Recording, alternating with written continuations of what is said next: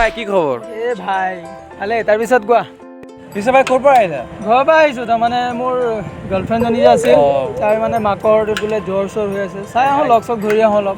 পিছে বেলেগৰ কেয়াৰটো লোৱা, নিজৰটো কেয়াৰ নোলোৱা চাগে? বেলেগ ক'ত ভাই, জান হয় মোৰ। আৰু নিজৰ কেয়াৰ কি ভাই, ডেইলি জিম গৈ আছোঁ, জিম গৈ চাইছা নহয় বডি। পিছে বাইক চলাই আহিছা ভাই, আজি যে মই বাচি আছোঁ অনলি ফৰ হেলমেটৰ কাৰণে। চ' মই ভাবোঁ প্ৰতিজন মানুহেই বাইক চলালে হেলমেট পিন্ধি চলাব লাগে, নিজৰ কেয়াৰ ল'ব লাগে। আমাৰ লাইফটো গঢ়াটো বহুত টান, কিন্তু শেষ হোৱাটো নিমিষতে হৈ যায়, এটা ছেকেণ্ডৰ ভিতৰতে হৈ যায়। চ' ভাই মোৰ ৰিকুৱেষ্ট, কমচে কম হেলমেটটো লগাই চলিবা। নাই ভাই চৰি, মই কথাটো গম পাইছোঁ বাৰু। এতিয়া ভাই দে, বহুত দিন পিছত লগ পালোঁ যেতিয়া এইবিলাক কথা আমনি নকৰোঁ আৰু। ব'লা দোকানৰ পৰা অলপ ফুৰি আহোঁ। ব'লা অঁ ভাই অলপ ৰ, অলপ ফুৰি আহোঁ। ঠিক আছে ভাই, মই এটা ঠিক আছে।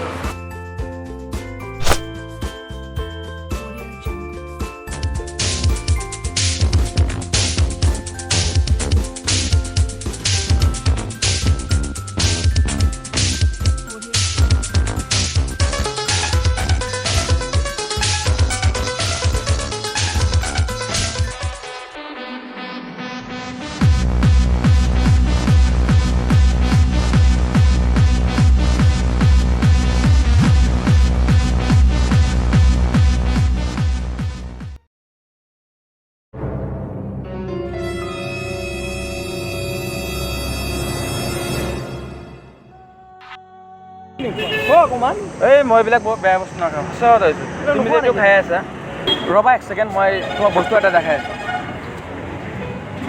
দাদা এটা তুলসী পেকেট দিয়কচোন।